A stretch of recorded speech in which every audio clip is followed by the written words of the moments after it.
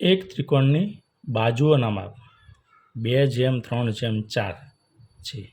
જો ત્રિકોણની પરિમિતિ 45 સેમી હોય તો તે ત્રિકોણની સૌથી નાની બાજુનું માપ શોધો. ધ્યાન રાખજો, પરિમિતિ આપી છે, બરાબર, બાજુના માપનો ગુણોત્તર આપ્યો છે, આપણે સૌથી નાની બાજુનું માપ શોધવાનું છે, બરાબર.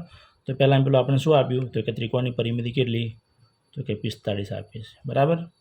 બાજુના માપનો ગુણોત્તર આપણે સરવાળો કરી દઈએ તો 3 ને 2 5, 5 ને 4 9, બરાબર. તો 9 પંચાની 45 આપણને 5 ભાગ મળે. આપણને ગુણોત્તર કેટલો આપ્યો છે, તો કે 2, 3 અને 4. આ જે 5 ભાગ મળ્યા એ બધા જોડે ગુણી નાખીએ તો 5 દૂના 10, 5 તરી 15 અને 5 ચોક 20. આપણને પૂછ્યું કે સૌથી નાની બાજુનું માપ, તો સૌથી નાની બાજુ કઈ થશે, તો કે સૌથી નાની બાજુનું માપ થશે 10.